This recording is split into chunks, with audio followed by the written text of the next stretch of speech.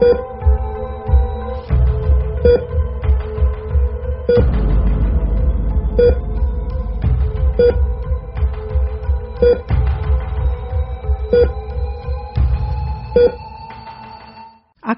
কলকাতা।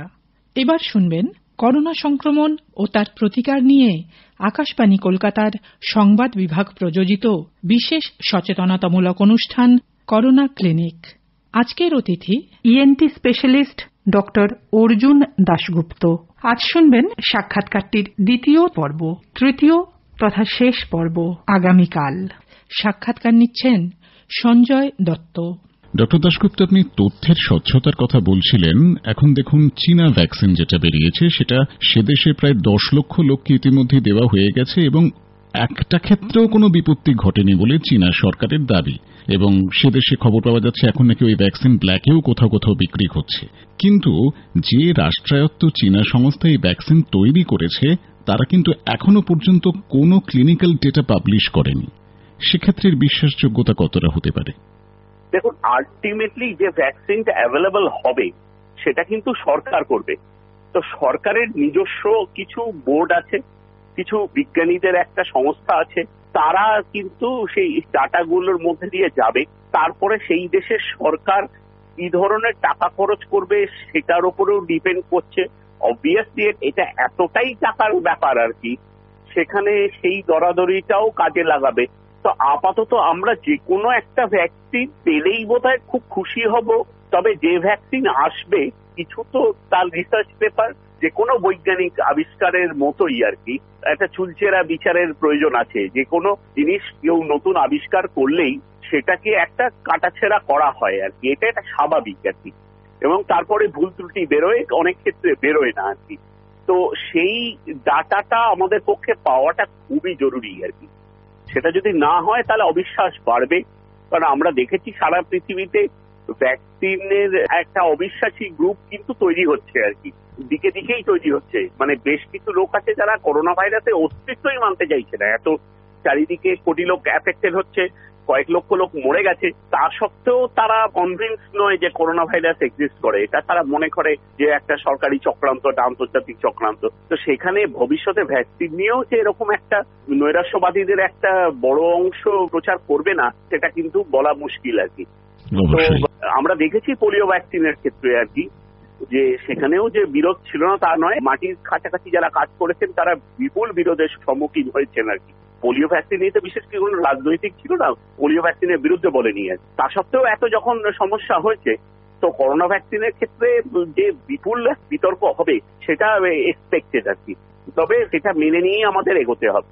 হ্যাঁ, অবশ্যই। আচ্ছা, বিতর্কের জন্য ঠিক নয়, কিন্তু কতগুলো তথ্য যেগুলো আমরা পাচ্ছি, যেমন ধরুন আমরা তো অ্যাস্ট্রাজেনেকা অক্সফোর্ডের দিকে খুব আশা নিয়ে তাকিয়ে আছি এবং তার যে ক্লিনিক্যাল ট্রায়ালটা শুরু হয়েছে সেখানে কিন্তু চেন্নাইয়ের এক স্বেচ্ছাসেবী তিনি সেরামের বিরুদ্ধে 5 কোটি টাকার মামলা করেছেন। তার বক্তব্য, এই কোভিশিল্ড তার স্নায়ুতন্ত্রের উপর এমন বিরূপ প্রতিক্রিয়া ফেলেছে যা সারার নয়। এখন সেখান থেকেই মানুষের মনে প্রশ্ন জাগছে যে খুব তড়িঘড়ি করে বের করা ভ্যাকসিন সেটা আদৌ নিরাপদ? 5 কোটি টাকার মামলার গল্পটা আমরাও শুনেছি, এরকম আরো অসংখ্য, ইনফ্যাক্ট কয়েক হাজার গল্পের জন্য আমরা তৈরি আর এরকম প্রচুর আসবে। তো এগুলোকে কার্পেটের তলায় ঝাঁট দিয়ে দেওয়ার মতো জায়গা নেই। যদি এরকম ঘটনা ঘটে সেগুলো চুলচেরা বিচার দরকার এবং সেই গল্পগুলোকে আরো বেশি করে তার যে পারিপার্শ্বিক অবস্থা, সত্যিই সে ভ্যাকসিন নিয়েছিল কিনা, ভ্যাকসিন নিয়ে তার কোনো অন্যান্য সমস্যা ছিল কিনা, এইগুলো কিন্তু জনসাধারণের সামনে আনতে হবে, বৈজ্ঞানিক কমিউনিটির সামনে আনতে হবে। তাহলেই কিন্তু আমরা বুঝতে পারবো। এইগুলো যদি কোনোভাবে হাসাপ করে দেওয়া হয়, মানে চেপে দেওয়া হয়, তাহলে কিন্তু ফল আরো মারাত্মক হবে। আচ্ছা ডক্টর দাশগুপ্ত, ফাইজার ও বায়োএনটেক যে ভ্যাকসিনটা তৈরি করেছে সেটা আর কয়েকদিনের মধ্যে ব্রিটেনে দেওয়া শুরু হচ্ছে, কিন্তু সেই টিকা সংরক্ষণ করতে হয় -70 থেকে 75 ডিগ্রি সেলসিয়াসে। আপনার কি মনে হয় যে ভারতের মতন এমন একটা বিশাল দেশে ওই তাপমাত্রায় টিকা সংরক্ষণ করে মানুষের কাছে পৌঁছে দেওয়ার মতো লজিস্টিক্স আমাদের আছে? -70 ডিগ্রি নিঃসন্দেহে একটা বড় সেটব্যাক। -70 ডিগ্রিতে ভ্যাকসিন যদি ট্রান্সপোর্ট করতে হয় এবং সারা ভারতবর্ষে ছড়াতে হয়, সেটা একটা পর্বত প্রমাণ কাজ হবে। তবে অসম্ভব নয়। আমরা চিরকালই স্বাস্থ্য, শিক্ষা এইগুলোকে আমরা খুব পরের দিকে রেখেছি। আমাদের কাছে অনেক কিছু বেশি রাজনৈতিক গুরুত্ব পায় স্বাস্থ্য কিংবা শিক্ষার থেকে। এটা একটা যুদ্ধকালীন পরিস্থিতি। আমাদের দেশে বিদেশি প্রতিবেশী রাষ্ট্র থেকে যদি সৈন্যরা সীমান্ত পার করে চলে আসে, তাদের জন্য যুদ্ধ ঘোষণা করতে হয়, তাদের জন্য প্রতিরক্ষাই করতে হয়, তার জন্য বিপুল খরচ হয়। আমাদের বাজেটের 30 থেকে 40% খরচ যায় ওখানে। কিন্তু অসম্ভব আমি বলবো না, সম্ভব, কিন্তু তার জন্য যুদ্ধকালীন পরিস্থিতি দরকার। যে পরিস্থিতি কিন্তু আপনি চোখে দেখতে পাবেন, যে ধরনের সেট আপ দরকার, সেটা কিন্তু আমাদের চোখে পড়ছে না, এবং সেটা কিন্তু করতে হবে আর কি। -70 ডেফিনেটলি আমাদের ভারতবর্ষের মতো দেশে টিকাকরণ কথাটার উপর খুব ইম্পর্টেন্স দিচ্ছি। কারণ সবাই যদি ভ্যাকসিন না পায়, ইন্ডিভিজুয়ালি আমি ভ্যাকসিন নিয়ে আমি ভালো থাকবো এরকম ব্যাপারটা কিন্তু হবে না। সুতরাং আমাদের দেশের একটা বড় পোর্শনকে টিকাকরণ করতে হবে, এবং সেটা বিনামূল্যে ছাড়া সম্ভব নয়। তার কারণ জনসাধারণের উপর যদি ছেড়ে দেওয়া হয়, তারা কিন্তু এই 2 থেকে 3,000 টাকা দিয়ে ভ্যাকসিন কিনে তার পুরো পরিবারকে, 5 জন যদি থাকে 10,000 টাকা কি 15,000 টাকা খরচ করে সে ভ্যাকসিনেশন সে করবে না। সুতরাং সরকারের তরফ থেকে এই দায়িত্বটা যদি নেওয়া হয়, তাহলে -70 সমস্যা নয়। তবে অন্যান্য ভ্যাকসিন আছে যেগুলো কিনা আমরা শুনতে পাচ্ছি যে অতটা কোল্ড চেন লাগবে না আর কি। তো সেইগুলো যে সরকারের যে বিশেষজ্ঞ কমিটি আছে, তাদেরকে বিচার করেই এই ডিসিশনগুলো নিতে হবে। হ্যাঁ, যেমন আর এক মার্কিন সংস্থা মডার্না যে ভ্যাকসিনটা বার করেছে, সেটা তারা বলছেন নোভেল mRNA টেকনোলজিতে তৈরি। সেটার মানে আমি জানি না, আপনি বলতে পারবেন। এবং এর জন্য -2 থেকে 4 ডিগ্রি সেলসিয়াস তাপমাত্রাই যথেষ্ট। এই ভ্যাকসিনটা নিয়ে আপনার কি মনে হয়?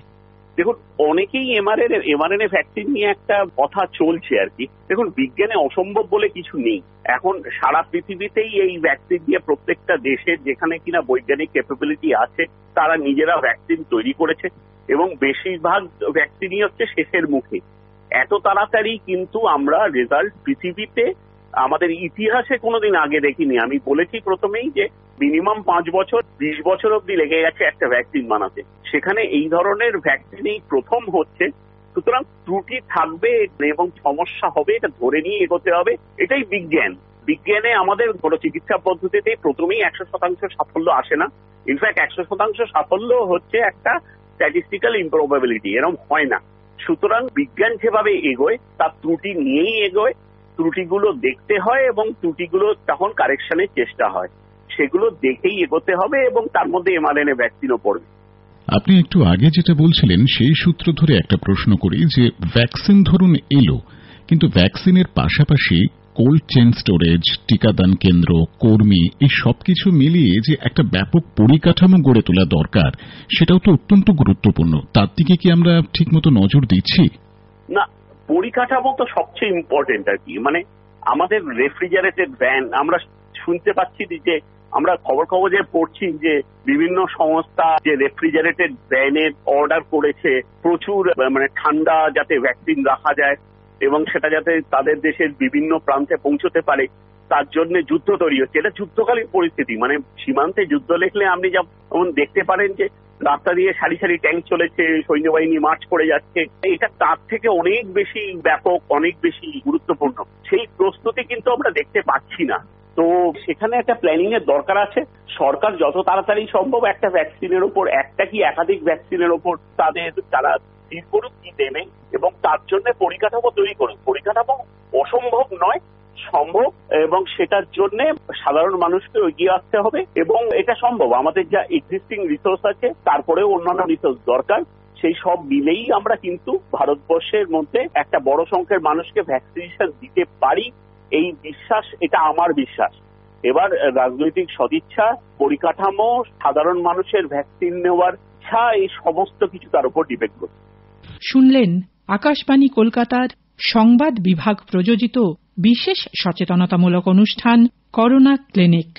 আজকের অতিথি ছিলেন ENT specialist doctor Arjun Dasgupta. শুনলেন সাক্ষাৎকারটির দ্বিতীয় পর্ব। তৃতীয় তথা শেষ পর্ব আগামীকাল। সাক্ষাৎকারটি নিলেন সঞ্জয় দত্ত। অনুষ্ঠানটি শুনতে লগ অন করুন আমাদের ফেসবুক পেজ আকাশবাণী সংবাদ কলকাতায়।